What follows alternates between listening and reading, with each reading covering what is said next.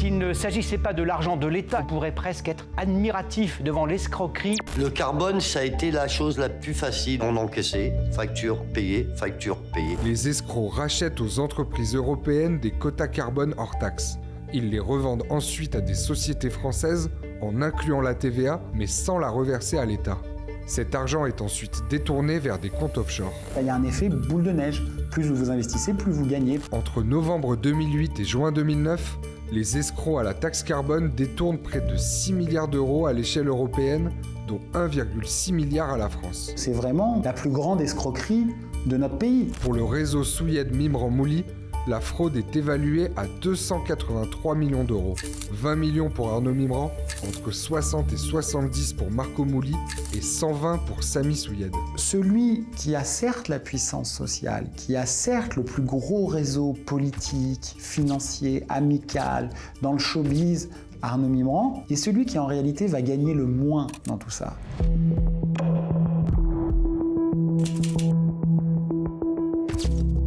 Les escrocs, pendant longtemps, ont voulu me faire croire que l'État était complice dans l'escroquerie. Quand il y a une escroquerie comme ça, avec autant d'argent, c'est pas des escrocs qui peuvent le faire. Mon métier m'a appris que ce qui était invraisemblable était parfois vrai. Il faut regarder, quand on enquête, toutes les hypothèses et fermer les portes. Bon, celle-là, je l'ai fermée. Il n'y a pas de complicité de mon point de vue de l'État. En revanche, il y a une faillite de l'État qui a considéré idéologiquement que les lois du marché allaient tout emporter. Comme quoi, les lois du marché sont aussi des armes pour lutter contre le changement climatique. Que de toute façon, nous, sortis des plus grandes écoles, on va quand même pas se faire duper par des gamins de Belleville.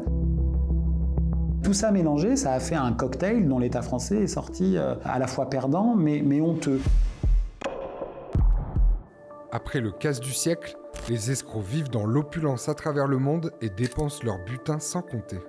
On le dépense en jet privé, on le dépense en tour du monde qu'on fait aussi vite qu'on fait un virement. On le dépense dans les plus grands restaurants, dans les plus grands hôtels, en achetant non pas une, non pas deux, non pas trois, mais une demi-douzaine de berlines qui certaines coûtent 100, 200, 300, 400, 500 000 euros. Dans un pays, un restaurant, mais hyper branché, j'appelle le patron, j'ai dit combien il fait ton restaurant? Il me dit il n'y a pas de prix.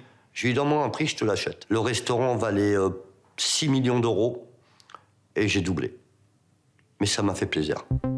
C'est des fêtards aussi. Une partie de la sociabilité se fait en boîte de nuit ou dans les restaurants ou autour des tables de poker. C'est à la fois des lieux de sociabilité, mais c'est aussi des lieux un certain nombre d'enquêteurs et de criminologues appellent l'hybridation, c'est-à-dire la rencontre du crime et de l'argent. Et donc Arnaud Mimran, il fait tout à fait partie de ce type de personnage qui aime voir ce monde-là et qui aime être vu. Il adore ce qui brille et il adore ce qui est connu. Donc il fréquente une partie de l'équipe de France, de France 98. Il a été très proche du chanteur et de l'acteur Patrick Bruel. En 2012, Arnaud Mimran célèbre la bar mitzvah de son fils. En guise de carton d'invitation, il envoie un iPad aux 600 invités. Vous recevez un petit Bristol. Arnaud Mimran, lui, il envoie un iPad. Ça peut être mal interprété, ça peut choquer, mais c'était, voilà, ça me faisait plaisir. Puis c'était histoire de faire quelque chose d'original. Lors de cette soirée, plusieurs célébrités sont présentes comme le chanteur Patrick Bruel ou le mannequin Bar Raffaelli. Sur scène, Arnaud Mimran se paye même les services de P. Diddy, Akon ou encore Pharrell Williams. C'est des soirées qui coûtent des millions, évidemment, pour faire plaisir à son fils, mais aussi pour montrer la surface financière et sociale qu'est la sienne. Et ça, Arnaud Mimran aimait beaucoup le faire. Exilé depuis plusieurs années en Israël suite à diverses condamnations pour escroquerie, Sami Souyed est le membre du trio qui s'est le plus enrichi avec l'arnaque à la taxe carbone. Sami Souyed, qui avait émigré en Israël, était réputé n'avoir aucune confiance dans les banques et gardait tout le cash qu'il avait en dizaines de millions d'euros, planqué dans des jardins. Quand on a un peu de cash caché, ça va, mais quand on a des dizaines de millions d'euros ou de dollars en cash, on ne sait plus quoi en faire. Donc Arnaud va le convaincre au bout de plusieurs mois de séduction. Il va lui faire découvrir le festival de Cannes, les grands palaces de Las Vegas, les voyages en jet, la fête comme il l'avait probablement jamais faite, de prendre son argent pour l'investir en bourse et le blanchir. Pourquoi il y a autant de têtes de mort? Ça, c'est Damien Hirst. C'est sa spécialité, les têtes de mort. Moi, j'aime pas ces trucs-là.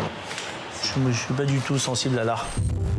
Le 14 septembre 2010, Sami Souied vient spécifiquement à Paris depuis Israël pour rencontrer Arnaud Mimran.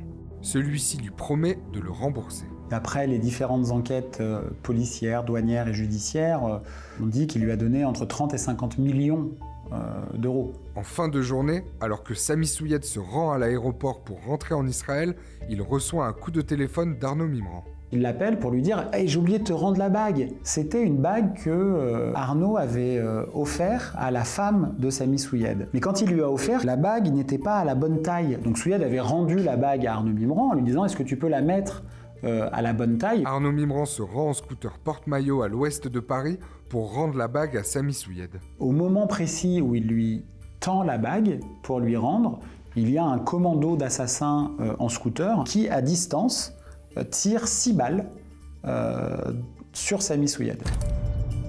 Il expire son dernier souffle très vite, la bague roule et elle vient s'échouer sous une voiture et la bague, c'est une tête de mort. 6 ans plus tard, un juge d'instruction demande une expertise sur la bague afin de savoir si celle-ci a bien été ajustée au doigt de la femme de Sami Souied. L'expert, de manière catégorique, dit qu'il n'y a eu aucune intervention sur la bague. Elle n'a pas été agrandie. Ce qui est très important, puisque le mobile d'Arnaud Mimran lié à cet assassinat, c'était de dire qu'il avait rendez-vous in extremis avec Sami Souied pour lui rendre la bague qu'il avait mise à la bonne taille. Mais si elle n'a pas été modifiée, c'est ce que suppose la justice, il n'avait aucune raison objective de lui rendre la bague à ce moment-là. Et pour la brigade criminelle, il considère aujourd'hui que peut-être cette restitution et ce geste de remise de la bague était la désignation de la victime au tueur. À la fin des années 90, Arnaud Mimran se marie avec Anna Drey, la fille d'un milliardaire du 16e arrondissement. Arnaud Mimran va devenir le gendre de ce personnage charismatique et d'une certaine façon le fils que Claude Drey n'a jamais eu. En 2010, soit quelques mois après l'arnaque à la taxe carbone, Arnaud Mimran quitte Anna Drey pour Claudia Galanti, une top modèle paraguayenne, présentatrice télé en Italie. Ensemble, ils font la une des magazines People. S'il a été un temps pour Claude Drey le fils que celui-ci n'avait jamais eu, il s'est transformé en son pire ennemi ensuite. Et les pires ennemis réciproques. Ça s'est commué tout ça en haine pure et simple. Pourquoi ? Parce qu'il considérait que Arnaud Mimran faisait énormément souffrir sa fille à cause de ses aventures, à cause de ses liens avec les escrocs de Belleville. Ça ne plaît pas du tout à Claude Drey qui voit sa fille se consumer sur l'autel de ce personnage trop flamboyant. Du côté d'Arnaud Mimran, lui, il a une revanche à tenir vis-à-vis de Claude Drey, lui montrer que lui aussi peut être très puissant, que lui aussi il peut gagner beaucoup d'argent. Arnaud Mimran s'affiche avec sa nouvelle compagne pour provoquer son ex-belle-famille. Lorsque la famille Drey passe Noël à Miami, il loue l'appartement voisin. L'été, lorsque les Drey rejoignent leur propriété de Saint-Tropez, il loue une villa et un yacht juste en face. Claude Drey a décidé de la perte d'Arnaud Mimran. Il a fait travailler des officines privées pour établir des rapports d'enquête sur le financement de son train de vie, sur l'argent qu'il aurait caché, sur ses liens avec des mafias. Mais il fait plus que ça. Il va voir la brigade financière de la police, il va voir la douane judiciaire. Et 6 mois plus tard, Claude Drey est abattu de 3 balles en pleine nuit dans sa chambre. Un meurtre mystérieux, Claude Drey a été tué de 3 balles dans le cou. Cet homme d'affaires et collectionneur d'art a été retrouvé chez lui hier matin à Neuilly-sur-Seine. Sur les lieux, aucune trace de lutte, aucune trace d'effraction ne sont constatées par les enquêteurs. Son domicile est désormais le théâtre d'un crime sans coupable, inexplicable. Lors des obsèques, Arnaud Mimran est au premier rang pour porter le cercueil de Claude Drey. Aujourd'hui, la justice estime qu'il y a suffisamment d'indices graves et concordants pour considérer la mise en examen d'Arnaud Mimran comme étant le commanditaire de l'assassinat de son ex-beau-père.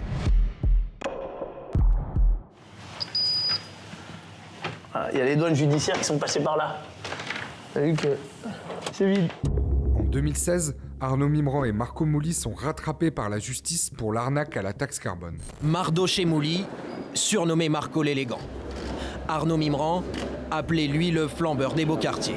2 hommes, parmi 12 prévenus mis en cause pour des faits d'escroquerie en bande organisée et blanchiment d'argent.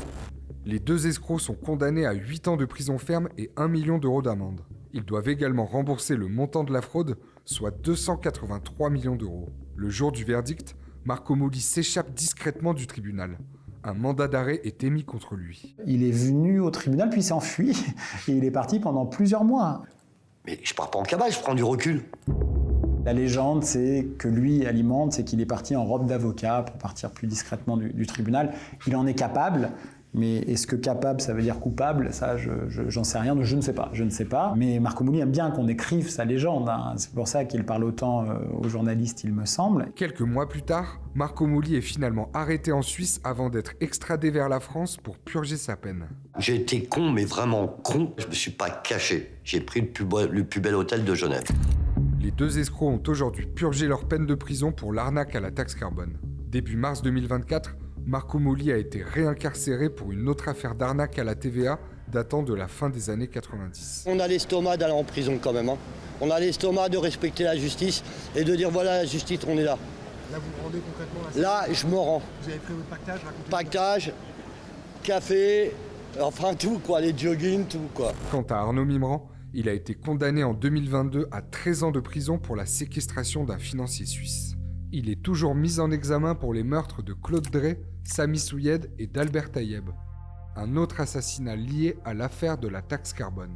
La justice estime aujourd'hui que celui qui a commandité cet assassinat, c'est Arnaud Mimran. Comme pour les 2 autres, c'est important de le dire et de le répéter, Arnaud Mimran dément toute implication et bénéficie de la présomption d'innocence. Je suis concerné par aucune de ces affaires. Après, les gens, les rumeurs, je suis pas là pour commenter. Le parquet de Paris doit rendre son réquisitoire définitif avant la tenue d'un éventuel procès. À ce jour, une grande partie de l'argent disparu dans l'arnaque à la taxe carbone n'a toujours pas été retrouvée. En septembre dernier, je décide de voir un peu ce qu'il y avait de nouveau dans le dossier criminel. Et donc j'arrive à récupérer les éléments et un soir chez moi, je commence à compulser le dossier. Je découvre que Arnaud Mimran, qui est emprisonné au Havre, a vu pendant longtemps, pendant plusieurs mois, sa cellule avoir été placée sur écoute. Et dans les retranscriptions, je découvre mon nom 1 fois, 2 fois, 3 fois, 4 fois. Arnaud Mimran dit lui, je vais vraiment m'en occuper. Quand je sors, il répète un peu ça comme un gimmick, lui, je vais vraiment m'en occuper, etc. À ce stade, tout ça ne sont restés que des mots prononcés par un homme en prison. Et puis, il a surtout désormais fort à faire avec ce qu'il attend peut-être devant la cour d'assises. Vous n'avez absolument pas peur pour votre intégrité, votre sécurité? Non. Voilà, j'espère que cette vidéo vous a plu et que vous y voyez un peu plus clair sur cette affaire. Cette histoire, elle est vraiment incroyable, mais elle est aussi très complexe, donc je ne peux que vous recommander de lire D'argent et de sang, le livre de Fabrice Arfi. C'est un récit exhaustif, méticuleux et fascinant. Sinon, je vous le dis chaque semaine, mais c'est très important pour nous, n'hésitez pas à mettre un like et à vous abonner à la chaîne de Brut. Et sur ce, je vous dis à très vite pour une nouvelle grande histoire.